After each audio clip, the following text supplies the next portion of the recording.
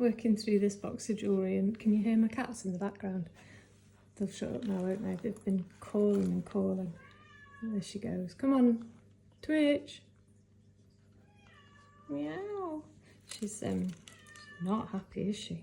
So what we've got here, 9 carat gold. Obviously it's broken.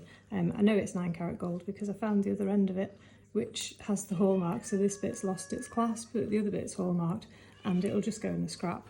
There's not much I can do about that. There are a lot of these chains. They're relatively common. It's not worth me investing the money in fixing it. It can just go to the scrap, and I actually hate doing that. I don't do it very often, but when something is not really extraordinary, it can probably just go. These are sweet. This is a pretty Millefiore Venetian glass, end of day glass, sometimes called that. Little date from about the 1940s. Little paste clasp, pretty thing, maybe 30 or 40 quid. What else have I got? Okay, this, I picked it up a few times. This is Mexican silver, and it needs a jolly good clean, but it's got quite pretty flowers.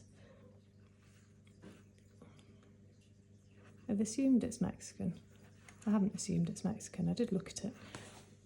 Again, 30 to 40 quid's worth Mexican silver piece. They're quite collectible. Pretty bangle, that can go in the tenner department. Needs a good clean, but for a tenner I'm not going to clean it up. Someone else can do that. It's dead easy though, just don't silver dip things. People put things in silver dip and it strips the life out of them. You want to just get the wadding and, well, start off with soapy water for something like this and then give it a polish with the wadding and it'll come up nice.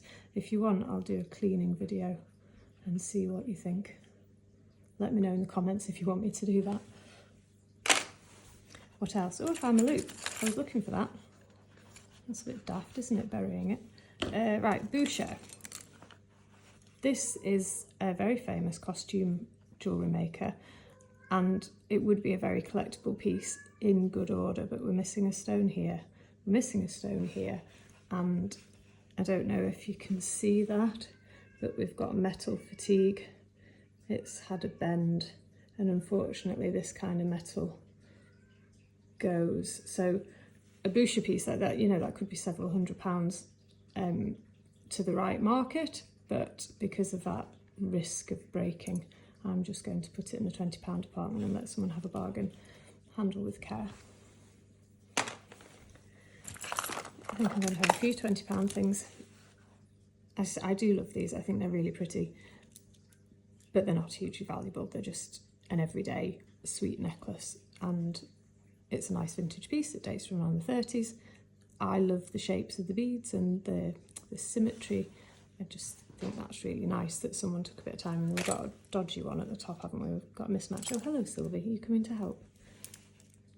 Do you like this too? I think it's really pretty. Hi. So 20 quid for that. Lots of £20 things, lots of good value. I do have more expensive things in here, and I will get to them eventually. Cat, what are we supposed to do with you? Hey, you're being quite insistent today, aren't you? Am I not playing with you enough? Right, back to work. Oh, I love these. This is a Scottish piece. We've got some lovely Scottish agates. This is a Montrose agate. This kind of blue lace stripy effect is Montrose agate. We've got rose quartz.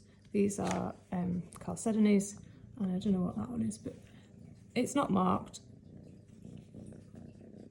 I'll have to acid test it to make sure, but I'm confident that that is a nice 1930s, give or take, silver Scottish piece.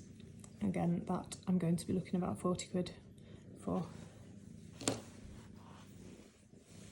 What next? Silver. Oh look, more silver filigree. We did a bit about this before, and there's quite a lot of silver filigree on the market of different qualities. This, what on earth are you doing, Cat? This piece here is earlier than this piece, and it's of a nicer standard. And they come from the Mediterranean. That one's going to prove me wrong. That one's from Jerusalem. Some of them come from the Mediterranean, Malta, Italy, that kind of area. And that piece is actually stamped Jerusalem. Very elegant, but cheap and cheerful. £10 each.